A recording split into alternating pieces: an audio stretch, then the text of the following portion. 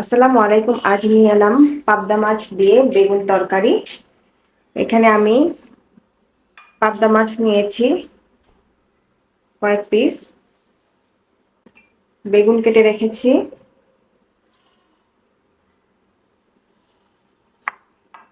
সাথে ছোট সাইজের দুইটা আলু ছোট ছোট করে কেটে নিলাম, একটা টমেটো ছোট স্লাইস করে কেটে নিলাম,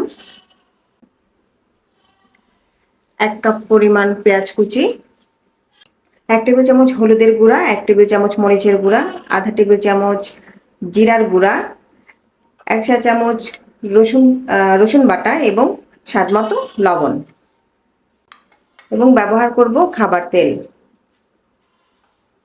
এখন আমি মাছটা প্রথমে ভেজে নেব। আপনারা চাইলে মাছ না ভেজেও নিতে পারেন। পাবদা মাছ অনেকে হালকা ভেজে খেতেও পছন্দ করেন, অনেকে না ভেজেও পছন্দ করেন। আমি সামান্য একটু ভেজে নেব, এই জন্য কিছুটা হলুদ এবং কিছুটা লবণ দিয়ে মেখে নেব।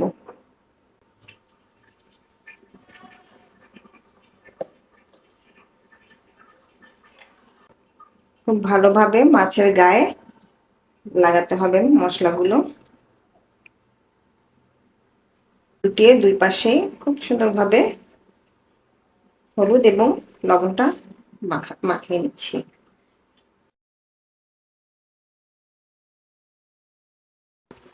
চুলায় একটা ফ্রাই প্যান বসিয়ে দিলাম, তাতে কিছুটা তেল দিয়ে দিলাম মাছ ভাজার জন্য। তেলটা গরম হয়ে গেলে মাছটা আমি এটার মধ্যে ছেড়ে দেব।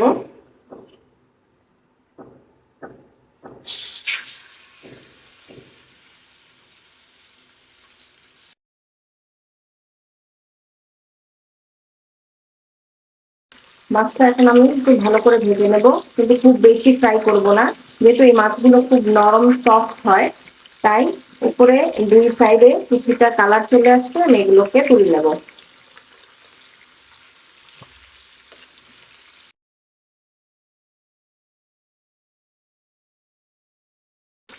মাছটা ভাজা হয়ে গেছে, এখন আমি মাছটা তুলে ফেলবো।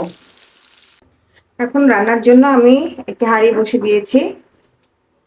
হাঁড়িটা গরম হয়ে এলে মাছ ভাজার জন্য যে তেলটা ব্যবহার করেছিলাম সেই তেলটা কিন্তু আমি এখন এই তরকারিতে ব্যবহার করব। তেলটা দিয়ে দিলাম, তেল গরম হয়ে গেছে, এর মধ্যে আমি পেঁয়াজ কুচিগুলো দিয়ে দিলাম। পেঁয়াজটা হালকা ব্রাউন কালার আসা পর্যন্ত ভাজবো। এখন এর মধ্যে আমি 1 চা চামচ রসুন বাটা দিয়ে দেব। এখন বাকি যে মশলাগুলো ছিল আমি একে একে সবগুলো দিয়ে দিলাম,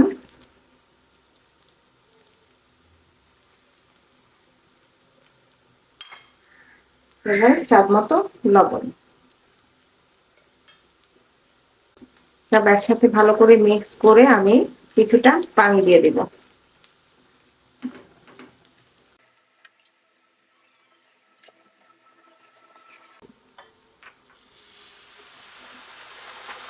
মশলাটা কষানোর জন্য পানিটা ব্যবহার করেছি, খুব ভালোভাবে মশলাটা কষিয়ে নিতে হবে। কারণ আমি মাছটা ভেজে নিয়েছি, তাই মশলাটা ভালো করে কষিয়ে আমি তরকারিগুলো অ্যাড করে দেব।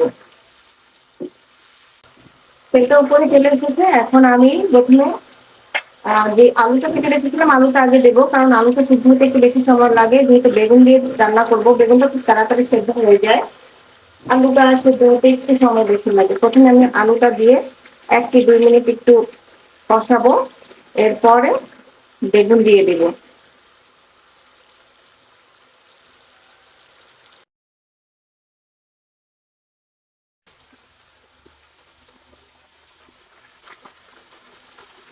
এখন বেগুনগুলো দিয়ে দিলাম,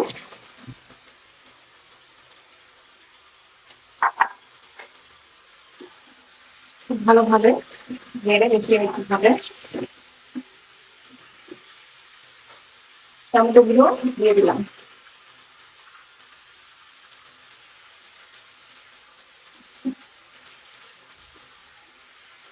এখন পর্যন্ত আমি কোনো পানি ব্যবহার করিনি ঝোল দেওয়ার জন্য, এখনো কষিয়ে নিচ্ছি।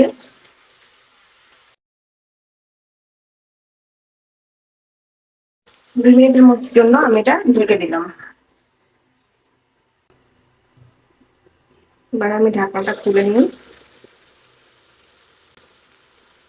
তখন তেলটা একেবারে উপরে চলে এসেছে, আর আমার সবজিগুলো কিন্তু অনেকটাই সিদ্ধ হয়ে গেছে। বেগুন সিদ্ধ হতে এবং টমেটো সিদ্ধ হতে খুবই কম সময় লাগে, এবং এই সবজিগুলোর মধ্যে যে পানিটা থাকে সেটা দিয়ে মোটামুটি এগুলো সিদ্ধ হয়ে যায়। এখন আমি ততটুকু পানি ব্যবহার করব যতটুকু আমি আসলে এটার মধ্যে ঝোল রাখতে চাচ্ছি সেটার উপর ডিপেন্ড করে।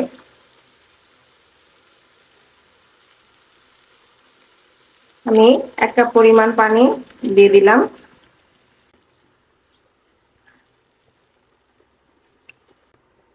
মধ্যে দিয়ে দিলাম কাঁচা মরিচ।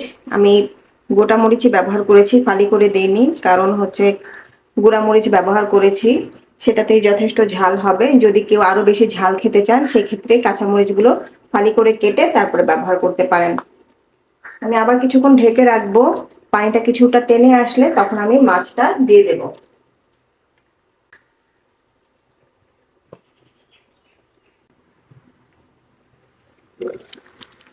ঢাকনাটা খুললাম, সবজিটা সেদ্ধ হয়ে গেছে, এখন আমি মাছগুলো দিয়ে দেব।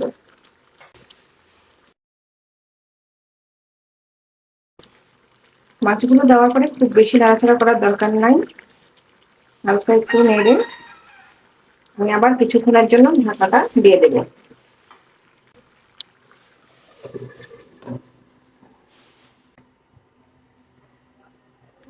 ঢাকনাটা তুলে নিলাম।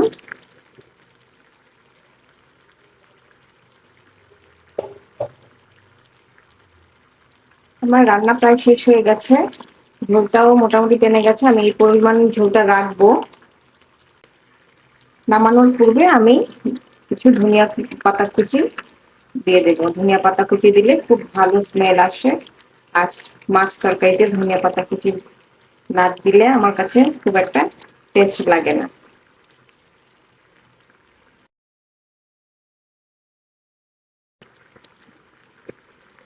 যেহেতু রান্না প্রায় শেষ হয়ে গেছে, এখন আমি চুলাটা একেবারে লো হিটে দিয়ে রাখবো 1 কি 1.5 মিনিটের মতো।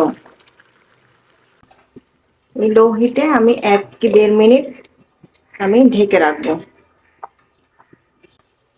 ঢাকনাটা তুলে নিলাম, আমার রান্না কমপ্লিট হয়ে গেছে। দেখুন দেখতে কত সুন্দর হয়েছে, খেতে অসাধারণ স্বাদ। ঘরের সকল বয়স্ক থেকে শুরু করে ছোট সবাই এটা খেতে পছন্দ করে। তো আজ এই পর্যন্তই। আমাদের সাথেই থাকবেন, আমাদের চ্যানেলটা সাবস্ক্রাইব করবেন, কমেন্ট করবেন। আজ এই পর্যন্তই, ধন্যবাদ।